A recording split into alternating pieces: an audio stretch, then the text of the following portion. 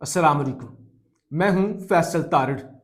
Bill आखिर जी पाकिस्तान की opposition जमातों ने दमादम मस्त कलंदर करने का फैसला कर लिया है और सड़कों पर निकलने का ऐलान कर दिया गया है। आज वज़ीर आला के पी सुहेल अफरीदी ने इस्लामाबाद में एक प्रेस कॉन्फ्रेंस की, जिसके अंदर उन्होंने पूरा प्लान शेयर किया किस तरह वो पेशावर से निकलेंगे और रावलपिंडी के अंदर आके जलसा करेंगे। साथ ही मौलाना फजल रहमान ने भी कॉल दे दिया, यानी हुकूमत के लिए जरा अब जमीन गर्म होने जा रही है। क्या होने जा रहा है, क्या क्या ऐलानात किए गए, और सबसे दिलचस्प जो चीज है वो है मौलाना फजल रहमान की एंट्री। मौलाना फजल रहमान की आज की प्रेस कॉन्फ्रेंस, जिसमें उन्होंने स्टैब्लिशमेंट को भी आड़े हाथों लिया और हुकूमत के हवाले से भी बात की। देखिए, पीटीआई का सड़कों पर आना मजबूरी है, बहुत पहले आ जाना चाहिए था। अपोजिशन इस वक्त कुछ भी नहीं कर रही ना, जरा भी प्रेशर नहीं है हुकूमत पर। इतनी ताकतवर अपोजिशन के होते हुए जरा भी प्रेशर नहीं, और इससे आइडियल वक्त किसी भी अपोजिशन के लिए नहीं हो सकता जब पेट्रोल की कीमतें आसमान पर बातें कर रही हैं, हुकूमत नाकाम हो चुकी है और वो जहाजों के अंदर, यानी लोग मर रहे हैं भूख से, लोग रींग रहे हैं और वो फजाओं के अंदर महंगे जहाजों पर परवाजें परवाजें भर रहे हैं। इससे आइडियल टाइम क्या हो सकता है? बहरहाल, पीटीआई की तो मजबूरी है, कैदी नंबर 804 भी जेल में है, उनकी रिहाई के लिए भी कुछ करना है। मौलाना फजल रहमान अचानक कैसे एक्टिव हो गए हैं, और खासतौर पे मौलाना फजल रहमान से कुछ अहम मुलाकातें भी हुई। बहरहाल, ये सारी चीजें मैंने आपके सामने रखनी है। आपसे गुजारिश है, इस यूट्यूब चैनल को जरूर सब्सक्राइब करें, वीडियो को लाइक करें, शेयर करें और फीडबैक जरूर दिया करें। सबसे पहली खबर, शोर मचा हुआ था जी पूरी पीटीआई के अंदर, और शोर ये नहीं था कि इमरान खान को रिहा करवाना है, शोर ये नहीं था कि इमरान खान की आंख जाया हो रही है, शोर ये था कि जो मुराद सईद की सीट खाली हुई है सेनेट वाली, उस पर टिकट किसको मिले, किसकी लॉटरी निकले, कौन नया आए, कोई पैसे वाला आए, कोई नजरियाती वर्कर आए। वैसे ना कोई पैसे वालों में फर्क रह गया, पैसे वाले फिर भी आ जाते हैं एहतजाज के अंदर ना, कि कहीं उन पे वो धब्बा जो लगा हुआ है कि ये एटीएम मशीनें हैं, ये पैसे वाले हैं, मिर्जा आफरीदी टाइप लोग। मिर्जा आफरीदी मैंने जब जब रिपोर्ट किया मुझे वो ग्राउंड में नजर आए, आज भी इस्लामाबाद हाईकोर्ट के बाहर थे। ये जो नजरियाती सो कॉल्ड, ये नजर भी नहीं आते, नजर भी नहीं आते। असद कैसर जैसे लोग कहीं नजर तक नहीं आते। बहरहाल, वो किस्सा तमाम हो गया, मुझे टिकट दो, कोको मो मुझे भी दो, ऐसे मुझे भी दो, टिकट दो भाई, बाकी छोड़ो, टिकट दो, खान की रिहाई होती रहेगी। तो खबर है, इरफान सलीम को सेनेट टिकट मिल गया है।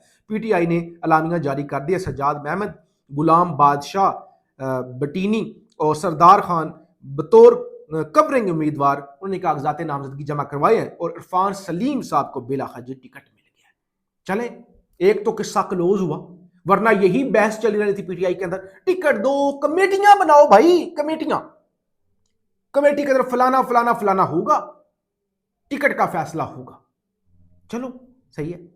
इकबाल अफरीदी साहब जी आज एहतजाज करना चाह रहे थे साइकिल पर चढ़ के। होता रहे, वो एक अदाकार है खोसा, अयूब खोसा, उन्होंने किया ये बेख्तियार वली, ये सब ने एहतजाज किए, लेकिन अब उन्होंने एहतजाज करना चाहा साइकिल पर, तो पार्लियामेंट हाउस से उनकी साइकिल ही अपनी तहवील में ले ली गई है, यानी साइकिल पर अब कोई सवारी भी नहीं कर सकता। ये है इस मुल्क के अंदर हाल, और अपोजिशन हाथ पर हाथ धर के बैठी हुई है, कहीं नजर नहीं आती। खान ने किस किस को नहीं नवाजा, लेकिन कोई भी यानी खान के लिए स्टैंड लेने के लिए तैयार नहीं। मैं जरा मुख्तसर सुहेल अफरीदी साहब ने जो फरमाया है वो आपके सामने रख दूं, फिर मौलाना फजल रहमान की जाहिर बड़ी अहम गुफ्तगू है, वो भी आपके सामने रखनी है।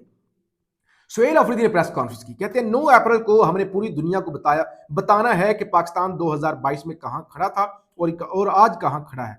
9 अप्रैल 2022 को बैरूनी साजिश के जरिए जमहूरी हुकूमत का तख्ता उल्टा गया। हर पाकिस्तानी को सोचना चाहिए कि जिन लोगों को पाकिस्तान पर मुसल्लत किया गया वो पाकिस्तान को कहां ले जा रहे हैं। जीडीपी 6 से 7% और एक्सपोर्ट और ज़राअत दुगनी होती तो कहते थे सब ठीक है।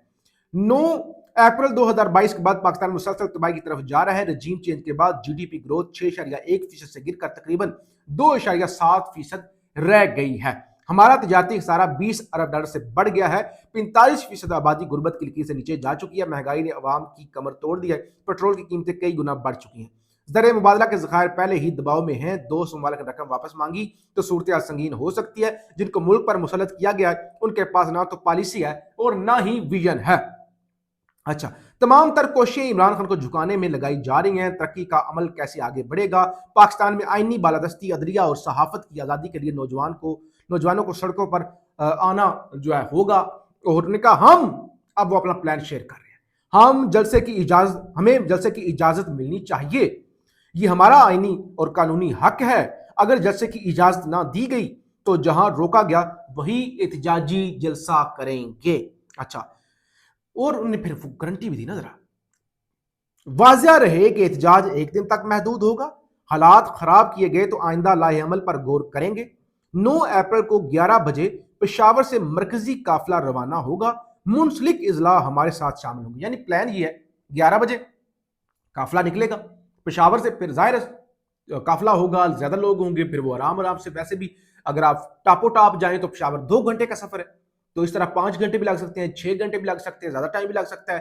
تو مختلف جو ہو گئے، 4 سدہ ہو گیا، مردان ہو گیا، نوشہرہ ہو گیا، سوابی ہو گیا، تو جو ملحقہ اضلاع ہے وہاں سے لوگ ملتے جائیں گے اور ایک بڑا قافلہ جو ہے وہ آئے گا. اور ممکنہ طور پہ شاید ان کو وہ اٹک والے پل سے آگے نہ جانے دیا جائے اور اٹک پل کو بند کر دیا جائے، یہ بھی ایک ہو سکتا ہے. اچھا، اسلام آباد ہائی کورٹ سے خبر سن لے، میں پھر مولا فضل الرحمان کی طرف آتا ہوں. اسلام آباد ہائی کورٹ میں توشہ خانہ 1 کیس میں سزا کے خلاف اپیلوں کی جلد سماعت اور بانی P T I Imran Khan کو قانونی مشاورت کے لیے وکیل سے ملاقات کی اجازت دینے کے لیے درخواست دائر کر دی گئی ہے.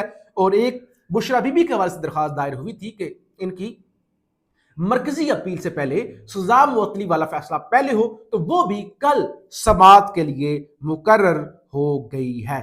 اچھا، حکمران اتحاد کا بھی آج مشترکہ جو پارلیمانی پارٹی کا اجلاس ہوا ہے، پارلیمانی پارٹی اجلاس میں شرکت کے لیے اراکین پہنچے ہیں. وزیر دفاع خواجہ آصف احسن اقبال، ریاض پیرزادہ، بیرسٹر عقیل ملک اجلاس میں شرکت کے لیے جو ہے وہ پہنچے ہیں. یعنی اعتماد میں لیا جائے گا نا. ان کو کیا اعتماد میں لینے کی ضرورت ہے؟ جو جیتے ہی نہیں ہوئے، جو جعلی ووٹوں، ان کو کیا بتانے کی ضرورت ہے کہ وہ ان کو بتایا جائے کیا ہوگا کیا نہیں ہوگا. اچھا، مولانا فضل الرحمان کے حوالے سے 2 خبریں آپ کے سامنے رکھ دوں. مولانا فضل الرحمان نے پیٹرولیم مصنوعات کی قیمتوں میں اضافے کے خلاف آئندہ جمعے کو ملک گیر احتجاج کا اعلان کر دیا ہے. ظاہر ہے آج بلوم برگ کے اندر بھی، آج بلوم برگ دنیا کے سب سے بڑا معیشت کے حوالے سے جریدہ، اس نے بھی لکھا ہے پاکستانی معیشت کے حوالے سے. اور اب نہیں نکلیں گے تو پھر کب؟ بلوم برگ نے لکھا ہے کہ پاکستان's economy already under strain from soaring oil prices is facing a new setback after it failed to reach agreement with the UAE to roll over 3 billion in debt for the first time in 7 years. کہ بھائی ایک تو economy کا بیڑا گرک، دوسرا تیل قیمتیں اوپر چلی گئی، اور اوپر سے UAE نے پیسے مانگ لیے. پاکستان کا برا حال ہے. تو ظاہر ہے اب نہیں نکلیں گے تو پھر کب نکلیں گے؟